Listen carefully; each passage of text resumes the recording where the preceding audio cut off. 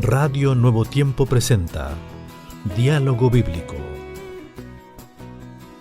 Agradecemos a Dios que nos encontramos nuevamente con ustedes en este subprograma Diálogo Bíblico. Muy bienvenidos. Gracias, mi estimado amigo Héctor Salazar, por acompañarnos en estas audiciones. Bienvenido. Un gusto estar una vez más dialogando y compartiendo estas hermosas expresiones del texto bíblico. Estamos hablando acerca de las raíces de Abraham y aquí nos vamos a encontrar que hay una coalición de Babel. Estaba pensando por qué el autor puso coalición de Babel, pero vamos a desarrollar la temática. El capítulo 14 es el centro de nuestro estudio y vamos a ver algunos conceptos interesantes acerca de lo que viene ahora. Quisiera dejarle una reflexión que tuve mientras leía estas cosas, estas interesantes historias, que pareciera que el único que estaba en paz aquí era Abraham. El resto estaba en guerra. Y así en paz él pudo hacer algo extraordinario porque Dios lo acompañó en realidad, porque no eran muchos. Pero leamos el texto, el 14.1, dice así: Aconteció en los días de Amrafel, y aquí comienza la historia esta que hablamos de las guerras, rey de Sinar, Ariot, rey de Elazar, Kedorloamer, rey de Elam, y Tidal, rey de Coín, que estos hicieron guerra contra Bera, rey de Sodoma, contra Birsa, rey de Gomorra, contra Sinac, rey de Adma, como Senmeber, rey de Saboín, y contra el rey de Bela, la cual es Zoar. Y uno dice, ¿qué interesa tanto nombre? Tanto que es medio complicado. Bueno, es para que después corroboremos que efectivamente estas ciudades existieron y los acontecimientos que está relatando la Biblia son ciertos. Y dice, estos se juntaron en el valle de Sidim, que es el mar Salado. ¿Qué le parece la historia hasta aquí? Wow, aquí encontramos una historia belicosa, una historia de guerra. Y no es una guerra santa, ¿no? Aquí seguramente hay elementos políticos, hay elementos religiosos, hay elementos culturales, hay elementos también territoriales. Estas guerra que aparece aquí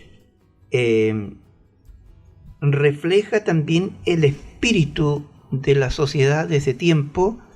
Refleja también el espíritu belicoso de la cultura y de la humanidad, y por lo tanto, si lo sabremos nosotros, estamos aquí también presenciando hoy una guerra, ya, por la naturaleza o los elementos que sean, entre Ucrania y Rusia. Vemos también una cantidad de países que coparticipan de esa guerra, a lo mejor no directamente, pero sí de manera indirecta.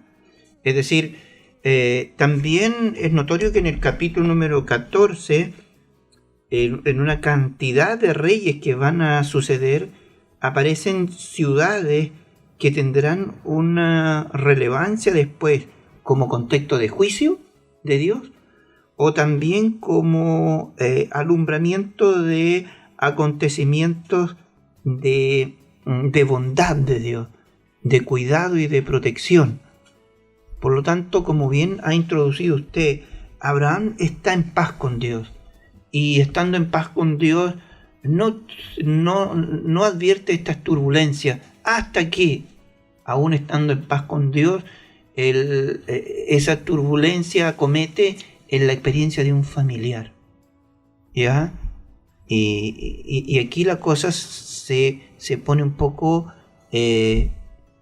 compleja, difícil, ¿ya?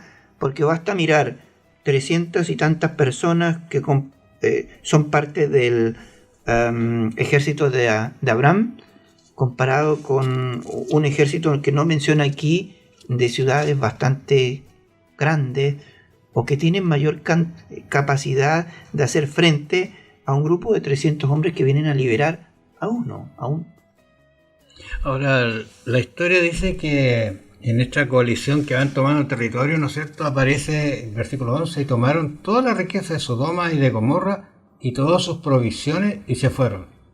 Ahora, poco interesaría la historia si es solamente está contando la historia de Sodoma y Gomorra, sino el versículo 12, lo que nos interesa, dicen, tomaron también a Lot, hijo del hermano de Abraham, que moraba en Sodoma, y sus bienes y se fueron.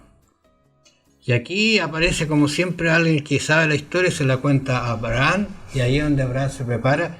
Estaba pensando efectivamente en la cantidad de personas, en realidad contra un ejército, pero pareciera que Abraham tenía alguna estrategia especial, y así que lo hizo de tal manera que los pilló de sorpresa, rescataron a Lot, su familia y todo lo que se habían robado, y parece que algo más.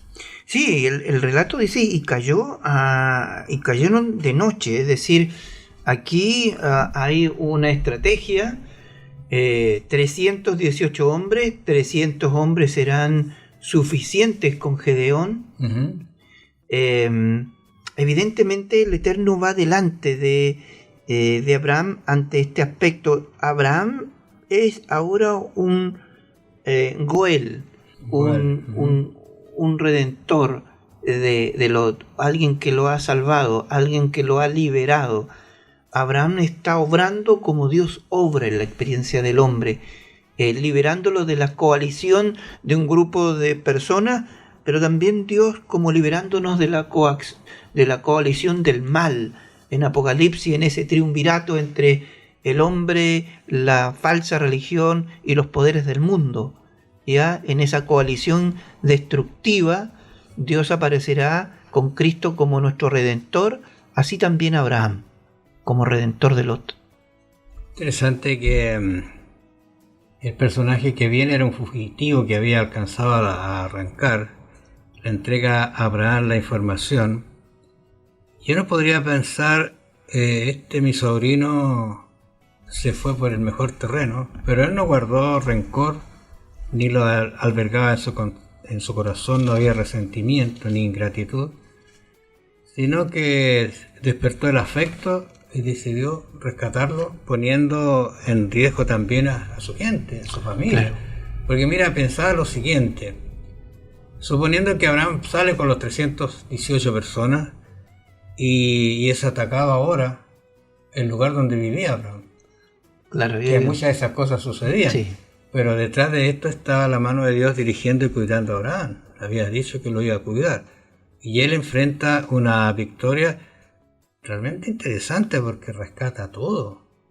Es como, claro, y el relato también tiene esa textura de ser un poco extraño, un poco ruidoso al oído, porque Abraham, el texto del capítulo número 13, verso 18, termina diciendo: edificó allí altar a Jehová. Y en el capítulo número 14 aparece una guerra y Abraham aparece conduciendo a 318 hombres para liberar. Es como chocante. Y después encontramos a Abraham, que lo vamos a ver después, probablemente entregando diezmos de aquello. Es decir, o sea, sigue Abraham haciendo lo que siempre ha hecho, dándole gracias a Dios por los cuidados, reconociendo que Él es el que lo cuida. Y actuando también. Y actuando en la medida que puede, ¿no es cierto? Y yo creo que encontramos, en este caso no se menciona, pero encontramos muchos reyes bíblicos como David y otros que antes de una guerra consultaban a Dios, ¿no es cierto? Iban al altar, al sumo sacerdote, le preguntaban si atacaban o no atacaban. Y cuando no lo hacían parece que la derrota era segura. Bueno, en todo caso hay lecciones lindas que estamos aprendiendo acerca de ese encuentro.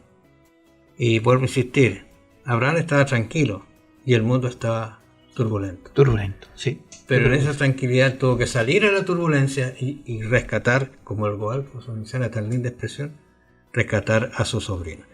Vamos a volver mañana, amables oyentes. Muchas gracias, bendiciones para ustedes.